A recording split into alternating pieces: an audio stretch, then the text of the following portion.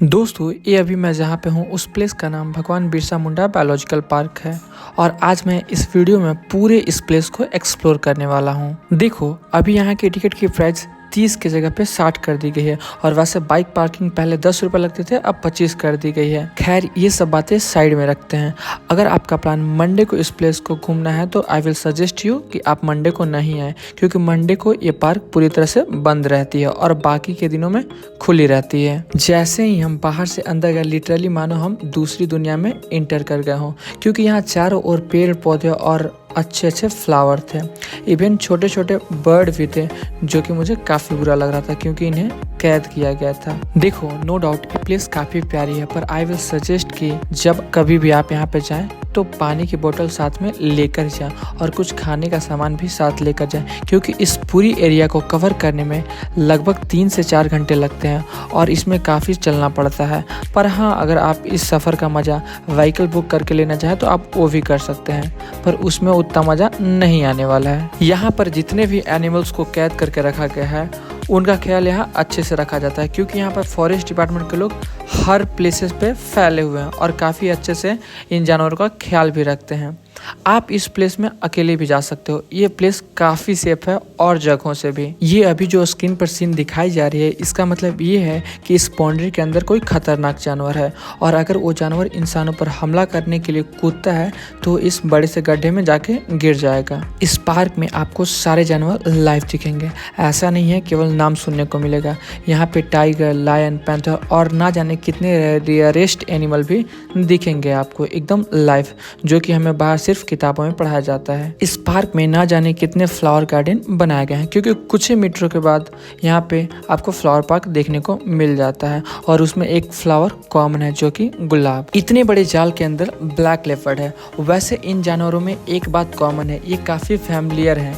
इंसानों को देखकर एकदम चिपक कर एक कोने में जाकर बैठे होते हैं, जैसे मानो हम इनके रिश्तेदार हों और ये हमसे मुंह फुलाए बैठे हुए हैं। यहाँ पर जैसा क्वेश्चन वैसा फार्मूला के प्रिंसिपल को फॉलो किया गया है। जितने मासूम जानवर उतना ही छोटा उनका लिविंग एरिया और जितने खतरनाक जानवर उतना ही बड़ा उनका लिविंग एरिया। काफ़ी प्यारे प्यारे वर्ड्स लिखे गए हैं यहाँ के टेम्पलेट पर ऐसा रियल लाइफ में पॉसिबल नहीं होता और ना ही इस रूल को लोगों द्वारा फॉलो करने में कोई दिलचस्पी होती है। विद फैमिली जाने वाली प्लेसेस में ये प्लेस अभी तक मेरी लिस्ट में नंबर 1 प्लेस पर रन कर रही है, क्योंकि यहाँ पर कुछ भी एम्बैरेसिंग इन्वायरमेंट आपको देखने को नहीं मिलेगा। पर हाँ, ये प्लेस रांची से 20 किलोमीटर की दूरी पर स्थित है, जहाँ पे जाने में आपको अच्छा खासा टाइम लग सकता है और ट्रैफिक हुई तो भाई 2 घंटे 3 घंटे भी लग जाते हैं कभी कभी। इस प्यारी से गार्डन का नाम एलिफेंट गार्डन है, जहाँ पर ग्रीन ग्रीन एलिफेंट है और ढेर सारे फूल भी हैं। इस पार्क में हम केवल बाहर से देख सकते हैं, क्योंकि इसे एक बाउंड्री से लॉक किया गया है,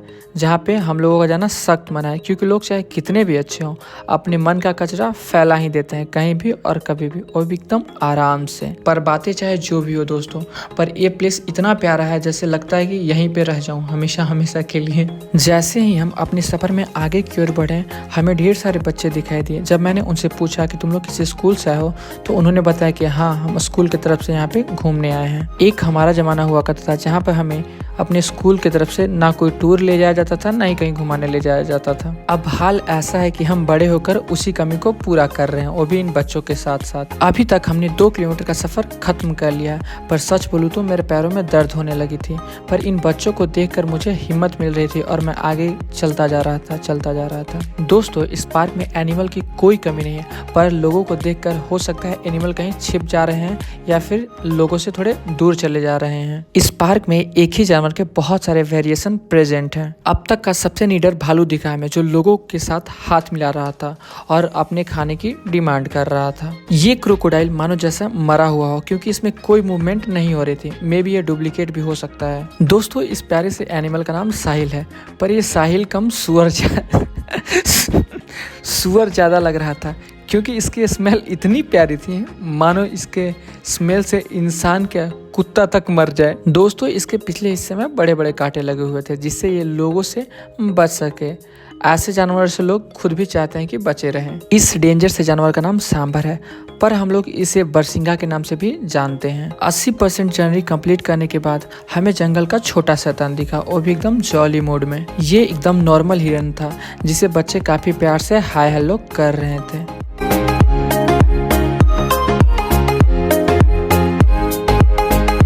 ये स्नेक हाउस था जहाँ पर काफ़ी वेरिएशन में स्नेक प्रेजेंट होते हैं, पर ये टेम्प्रोरी क्लोज था। इस सीन को देखने के बाद मुझे जंगल बुक के बंदरों का ठिकाना याद आया, जो बिल्कुल ऐसा ही था। हो सकता है उस सीन से इंस्पायर होकर इस सीन को क्रिएट किया गया हो। यहाँ आने के बाद हमारा पूरा सफर समाप्त हुआ।